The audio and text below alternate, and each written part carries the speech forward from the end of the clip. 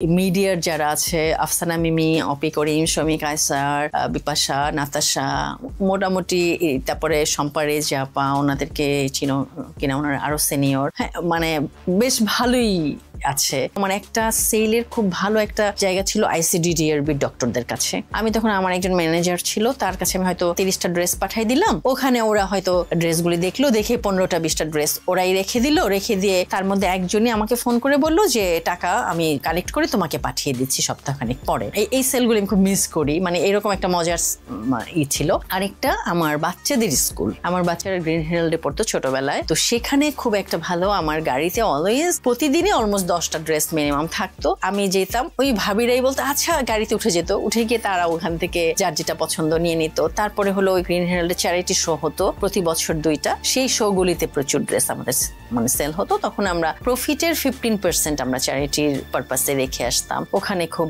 মানে ভালো নাম করে যায় এই আজুরাবাই শান্তা কবির।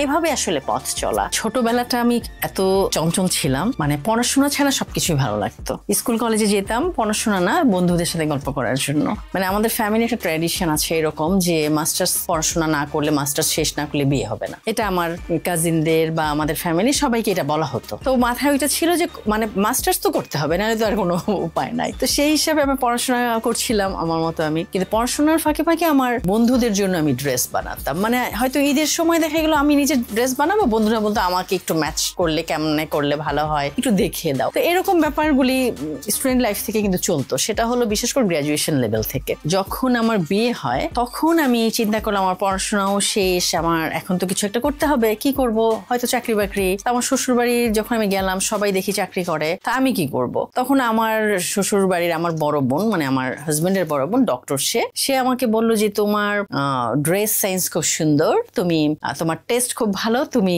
বুটিক্স করতে পারো, ফ্যাশন রিলেটেড কিছু করতে পারো। তো সেই সময় থেকে শুরু হলো আসলে আমার এক বাসায় বেড়াতে গেলাম, আমার চাচার বাসায়। তখন ওখানে গিয়ে দেখলাম যে ওই বাড়ির অন্য ফ্ল্যাটের 3জন মেয়ে খুব সুন্দর ড্রেস পরা, 3 বোন। তা আমি ওদের বললাম যে তোমরা এত সুন্দর ড্রেস, বলে যে আমরা নিজেরাই ড্রেসগুলি করি। তা আমি বললাম তোমরা কি সেল করো? বলে হ্যাঁ। তা আমি ওদের ফ্ল্যাটে গেলাম, গিয়ে দেখলাম যে 10-12টার মতো ড্রেস ওদের কাছে আছে, এক এক ডিজাইন ভালো লাগলো। আমি তখন সবগুলি ড্রেসই একটা করে, মানে 11টা ড্রেস আমি অর্ডার দিলাম। পরে ঈদের দিন যখন সবাই ড্রেসগুলি হাতে পায়, সবাই খুব খুশি হয় যে ড্রেসগুলি খুব সুন্দর। তো আমার তখন ফ্যামিলির সবার কাছ থেকে সবাই কোনো একটা ছোট অকেশন হলেও আমাকে বলতো যে তুমি আমাদের কিছু ড্রেস কিনে দাও। তখন আমি ওই বাসা থেকেই ড্রেস কিনে নিতাম ওদের কাছ থেকে। তো এরকম 6 মাস 1 বছর গেল, ওরা আমাকে বললো যে আপু আপনি এত ড্রেস কিনেন, আপনি তো বিজনেস করতে পারেন। তা আমি বললাম যে ঠিক আছে, কিভাবে করা যায়? বলে আমাদের কাছ থেকে নিয়ে আপনি ড্রেস সেল করেন। তা আমি ওদের কাছে ঠিক 4টা ড্রেস আনলাম, এনে সেল করলাম। সেই সময় আমার ড্রেসগুলি 4টা সেল করে আমার 4টা ড্রেসে 1000 টাকা প্রফিট হলো ওই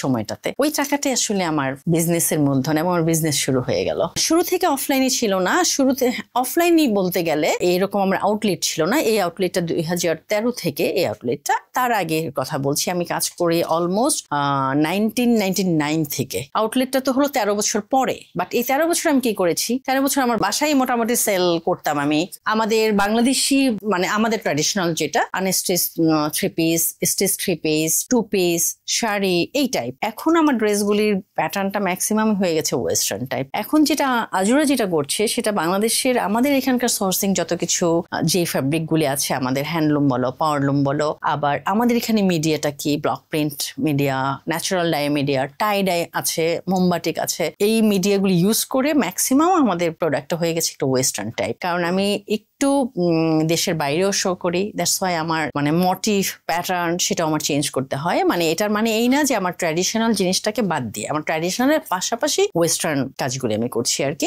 আজুরা বাই শান্তা কবির শুরু হওয়ার থেকে এই পর্যন্ত মানে যতটা প্যাটার্ন বা এই চেঞ্জ করেছে, প্রত্যেকটাই তার ক্লায়েন্টকে সুন্দরভাবে মিট করেছে একদম শুরু থেকেই। সেই সময় আমরা যেই টাইপের প্যাটার্ন বা যেই টাইপের ড্রেসগুলি সেল করতাম, সেটাও খুব মানে খুব আগ্রহ নিয়ে ক্লায়েন্টরা নিত।